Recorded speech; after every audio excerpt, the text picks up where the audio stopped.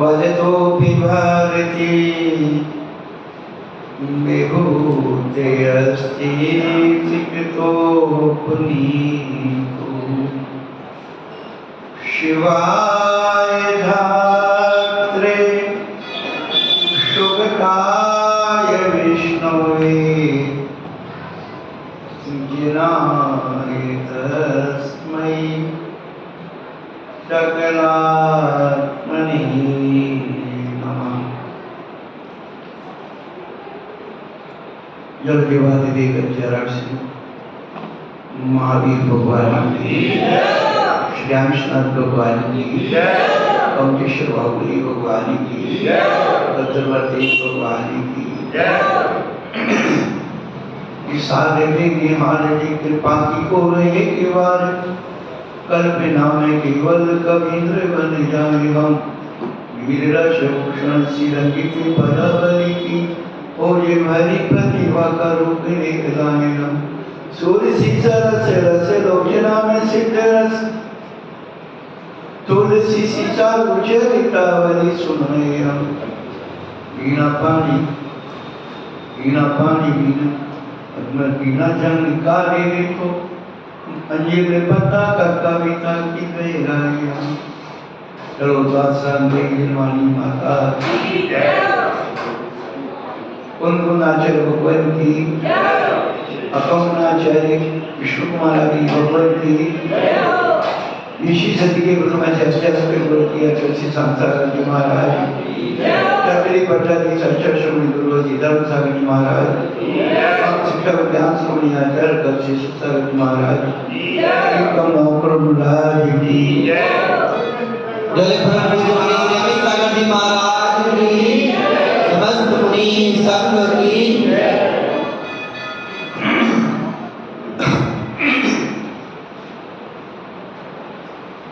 धर्मानुयायी भव्यात्मा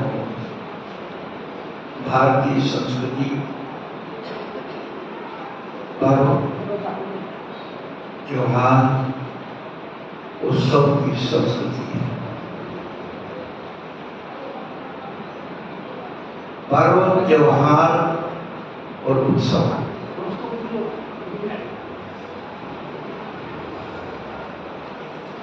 इनके सबके रूप अलग अलग हुआ जो हमारी आत्मा को पवित्र करते हैं, परिणामों में विशुद्धि लाते हैं, आत्म उत्थान की जिसमें चर्या और चर्चा होती वो पर्व होते हैं।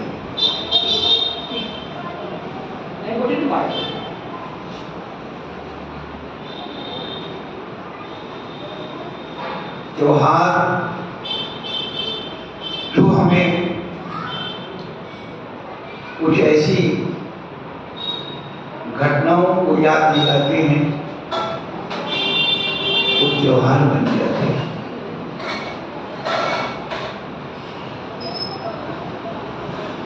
जो सामाजिक रूप में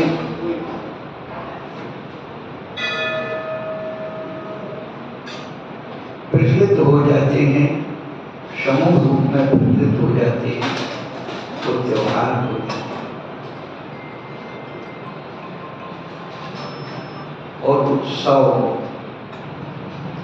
जो हमारे लिए खाने पीने सुनने समझने के लिए मौज मस्ती के लिए उत्साहित कर देते हैं कि उत्सव बन जाते हैं। आज का दिन पर्व भी है,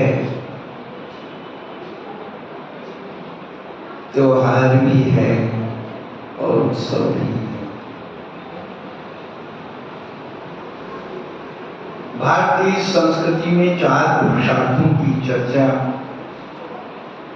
की गई है: धर्म, अर्थ, काम और मोक्ष।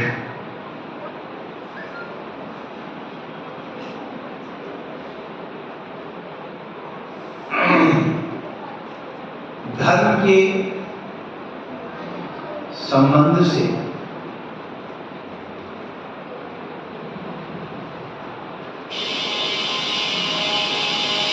पर्वों का उद्भव हुआ करता है।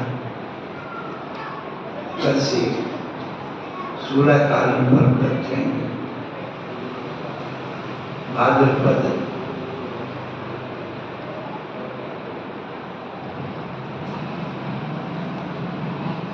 दशलक्षण धर्म, ये सब पर्व के रूप में नंदीश्वर पर्व, ये पर्व के रूप में हम लोग मनाते हैं।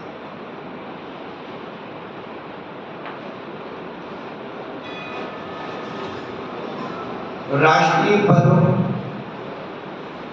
ये हमारे अर्थ पुरुषार्थ का प्रतीक होता है, जिस आजादी को हम लोगों ने नाना प्रकार की वरदान देकर के प्राप्त किया। राष्ट्रीय पर्व व्यापारिक, खेती और अनेक प्रकार की जो प्रतिस्पर्धाएं, प्रतियोगिताएं ये अर्थ पुरुषार्थ से जुड़ी होती हैं, जिनसे हमें अर्थ का लाभ होता है, वे सब सम्यक प्रकार की क्रियाएं अर्थ पुरुषार्थ का प्रतीक है।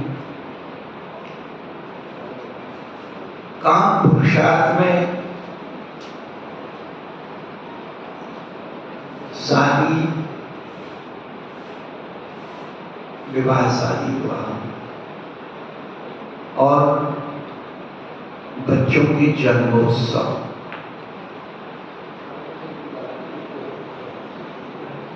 और अनेक प्रकार के जो व्यवहारिक संबंध होते हैं, ये सब काम पुरुषार्थ के अंतर्गत आते हैं। ये उत्सव कहलाते हैं।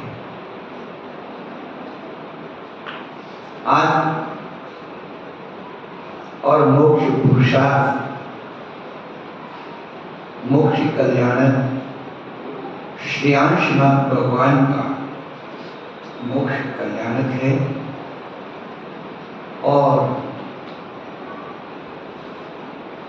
चार पुरुषार्थों में जो काम पुरुषार्थ की बात कही गई, तो बहुत कम लोगों को मालूम है कि आज के दिन लव कुश का जन्म हुआ था, और आज के दिन श्री रामचंद्र भगवान ने दीक्षा ग्रहण की थी। आज के दिन माता सीता को वज्र जन्म से भेंट हुई थी, जब गर्भवती थी, जंगल में थी। राजा वज्रजन उनका मामा का लड़का था, उस भाई से भेंट हुई थी। कहने का अभिप्राय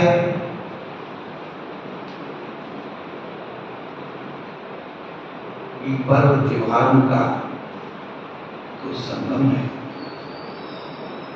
वो किसी न किसी घटनाओं के द्वारा जुड़ा होता है।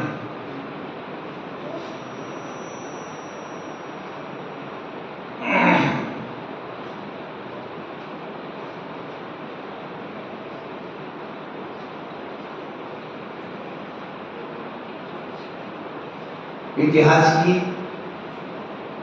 घटनाओं को हम लोग पढ़ते और सुनते रहते हैं। पूजा के द्वारा भी आप सारा जीवन चक्र उसमें लिखा हुआ है। कहानियां हर बार पढ़ लेते हैं, हर बार सुन लेते हैं, लेकिन हम लोग उन गुरुओं के उस महान बलिदान को, उस महान तपस्या को भूल जाते हैं। यदि 700 अनुयायियों की रक्षा विष्णु कुमार गुजरात ने की थी। बहुत पुरानी घटना है, लेकिन वर्तमान काल में देव सात गुरु की रक्षा करने वाले यदि कोई व्यक्ति हुए तो ऋषि जी ब्रह्माचार्य चार चक्रवर्ती आचार्य संत संगत। लोग उनके उपकार को भूलते चले जा रहे हैं।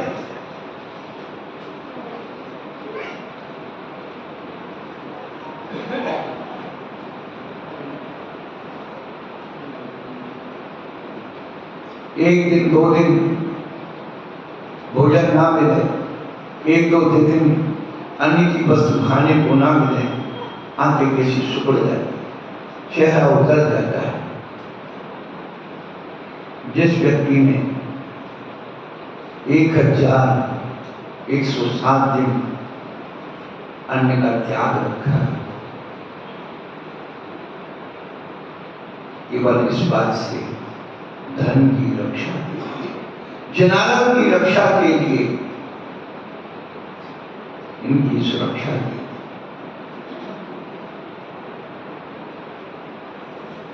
कल्पना करो, कल्पना करो आपके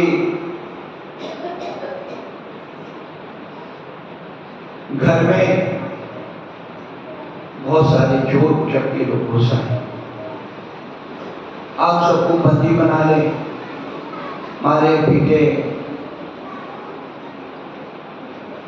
आपका धन छीन ले। लेकिन कुछ ऐसे वीर पुरुष, सज्जन पुरुष आकर के उस मारपीट से आपको बचा लें, आपके धन को सुरक्षित कर लें।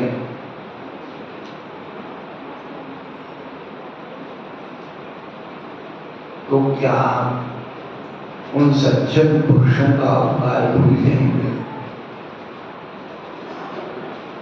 पर वो संसार में सबसे ज्यादा दुर्लभ चीज है, तो कृतज्ञता का गुण दुर्लभ है। पूज्यपाद आचार्य भगवान ने बोधि दुर्लभ भावना में यही लिखा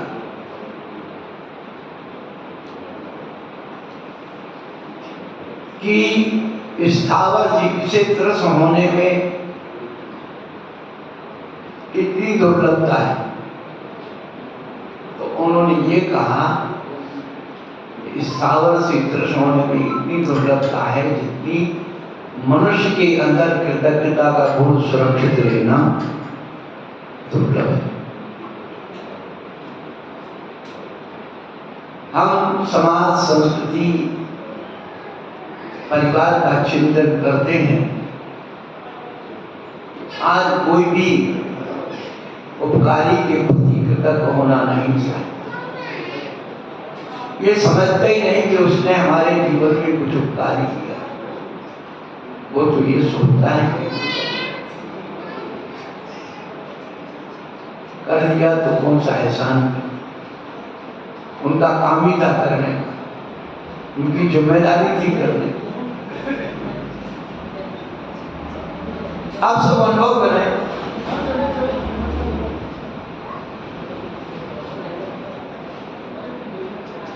अच्छे कार्य स्वयं में प्रशंसनीय होते हैं, इसलिए हमें किसी से प्रशंसा की अपेक्षा नहीं। लेकिन जिसने अच्छा कार्य किया है उसकी यदि प्रशंसा ना की जाए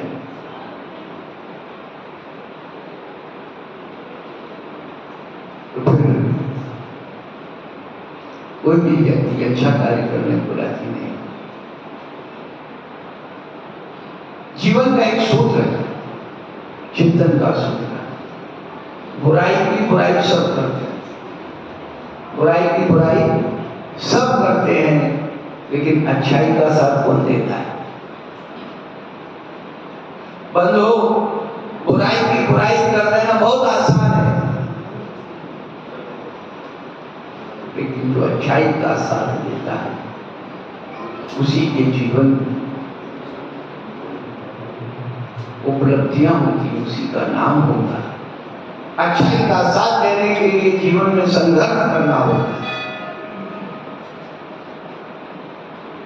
प्रतिष्ठा दांव पर लगानी,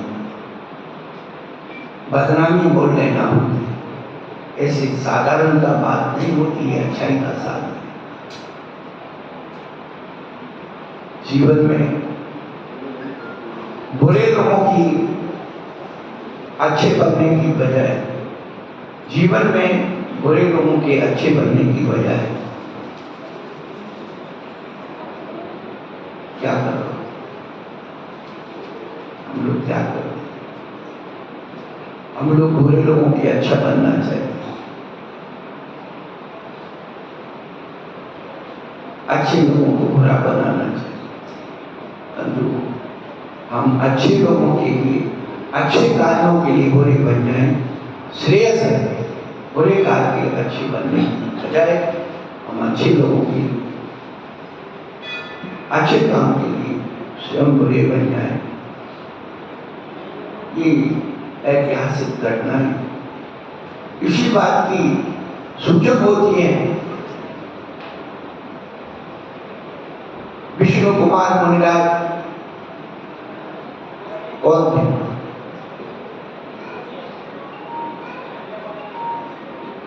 और जिस राजा के यहाँ हस्तिनापुर में सर्प हो रहा था वह राजा पद्म था, और ये दोनों सगे भाई थे, कहानियां पढ़ते नहीं।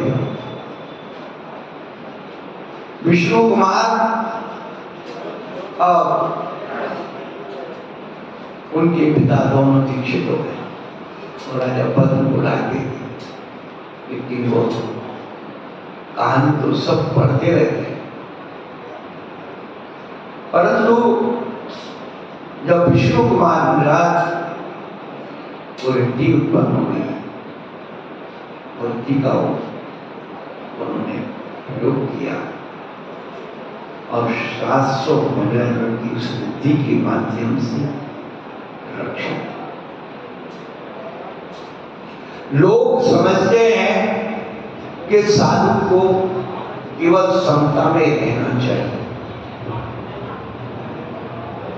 साधु का मतलब है जिसके पास समता है, जिसके पास क्षमता है, जिसके साथ सहयोग है, वो साधु होता है।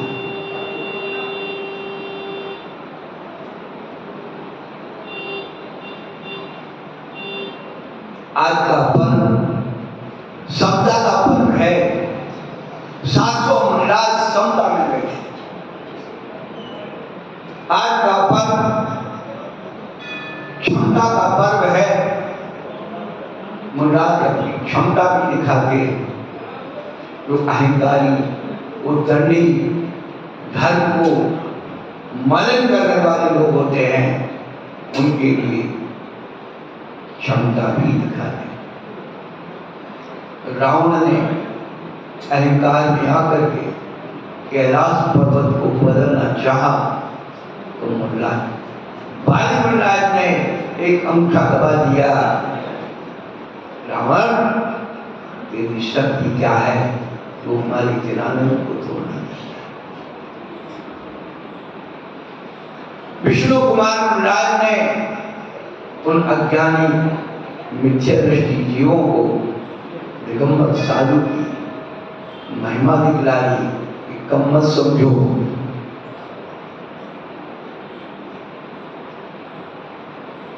जो लोग अहंकार अधिकार में आकर के और साधुओं का अपमान अनादर करते हैं, उनके लिए नीतिकार ने लिखा, संत सताए तीनों जाए, बुद्धि बल और वंश ऐसे ऐसे कई गए रावण कौरव कंस। बंधु 20वीं शताब्दी में भी आचार्य शांति सागर महाराज के समय भी ऐसे कुछ लोग हुए जिन्होंने अपने पैसे की, अपने अधिकार के दम पर दिगंबर साधुओं के प्रति द्वेष रखा, लेकिन उसका परिणाम आज उनके घर में कोई दिया जलाने वाला नहीं है। एक अद्भुत सवाल हाथी जाके घर में दिया।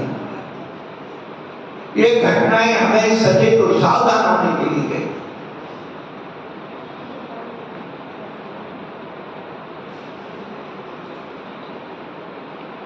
संसार में सबसे ज्यादा उत्कृष्ट पाप का बंध से कहते हैं 76 घोड़ा कोई सागर का मिथ्यात्व का बंध। वो किसके निमित्त से होता है? हमेशा ध्यान रखना, केवली शुद्ध संग धर्म देवा वर्णपातो दर्शन होगा।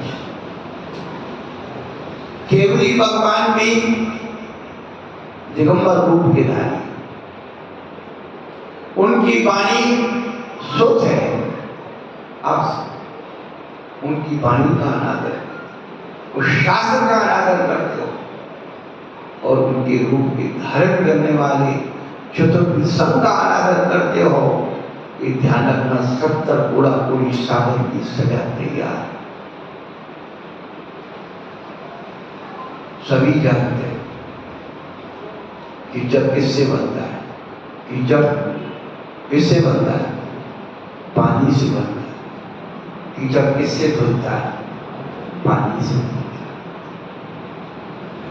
वही सच्चे देवशास्त्र यदि आपके मिथ्यात्व कर्म के 70 घोड़ा कोई सजा देने वाले हैं तो उन्हीं के निमित्त से ये मिथ्यात्व करने वाला है, दर्शन मोहिनी नाश होने वाला है। उन्हीं की देशना से, उन्हीं के स्वरूप से, जिन दर्शन से हमने क्या समझ रखा? धर्म को अपने घर की दुकान समझ रखी। जो मर्जिया लिखते, जो मर्जिया बोलते, जो मर्जिया करते हैं, हमारे आचरणों की वचन किधर है? इतना मिथ्यात्व, इतना ज्ञान हमारी समाज में बढ़ता चला जा रहा है दिनों दिन। हम पर्व त्योहारों को भूलिए, अपनी एनिवर्सरी मनाएं, अपने बच्चों का जन्मदिन मनाएंगे, क्या होटल सजाएंगे, क्या पार्टियां देंगे। भगवान की पूजा के लिए चढ़ा दो भाई लो, चढ़ा दो भाई बोलो, अरे सोना चांदी हीरा मोती अच्छी अच्छी चीजें चढ़ाओ। किसने मना किया?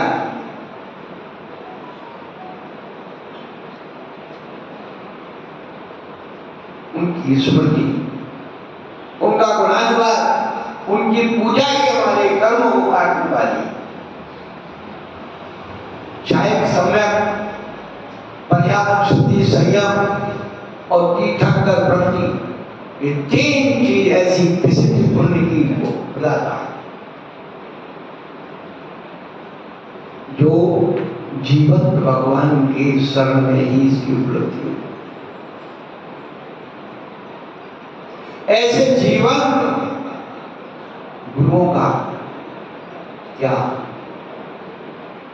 यदि आप मिट्टी के गुरु का भी अपमान और अनादर करते हैं, अचेतन का, तो भी वही उतना 70 घोड़ा कोई का तैयार। ये घटनाएं हम केवल पूजा के लिए नहीं करते हैं, ये विधान भगवान के लिए नहीं कर रहे, ये अपनी चेतना में परमात्मा है। हमारी समाज सो ना जाए। जैसे हर वर्ष किसान क्या करता है, साल में 3 ऋतुओं की फसल उगाता है और उन बीजों को सुरक्षित रखता है। ऐसे ये पर्व त्योहार उन घटनाओं के बीजों को सुरक्षित रखने के लिए, परंपरागत अपनी संतानों को बतलाने के लिए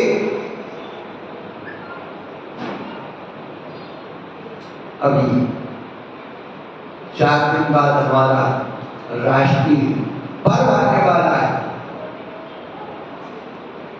तो जो गीत गाया गया था, तो मेरे वतन के लोगों, जरा आंख में भर लो पानी, जो शहीद हुए हैं जरा याद करो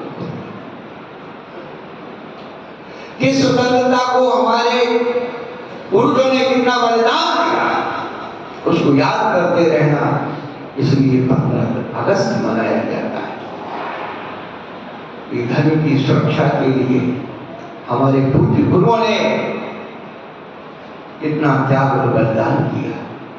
आज भी कोई ऐसी घटना घट जाए, आप तो 2 मिनट में, क्या उस समय क्या राजा महाराजा नहीं थे, क्या सड़क नहीं थी, सब मान बना बैठे, महाराज जी हम क्या कर सकते हैं, क्या कर सकते हैं महाराज जी, हम तो आप ही फिर आते हैं रोने के लिए महाराजों के पास।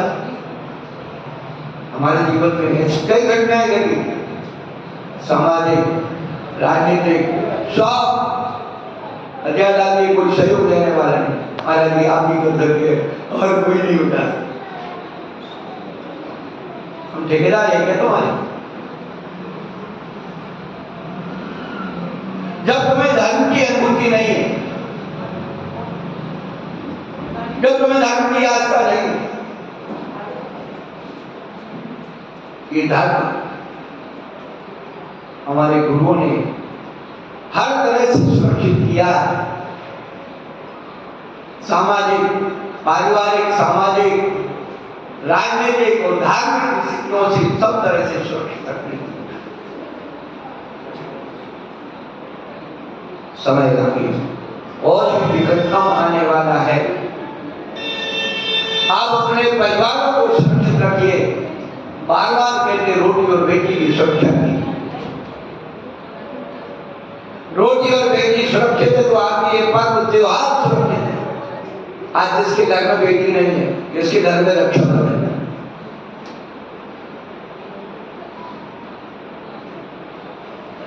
सोचिए तो पर्व और त्योहार हमें केवल इसलिए नहीं आती कि आज कुछ अच्छा बना के खा लें, अच्छे कपड़े पहने और पूजा करें, ये अंदर जोड़ने के लिए आते हैं, जगाने के लिए आते हैं। तो आज का पर्व उन महान पुरुषों की स्मृति में, उनके गुणानुवाद से हमारी आगे आने वाली संस्कृतियों को ये ज्ञान होना चाहिए, उनकी बलिदान की कहानियां हमें सुनाना चाहिए, तब कहीं जाकर के और हमें हमारी संस्कृति को, हमारे समाज को, हमारे संस्कारों को गति मिलेगी।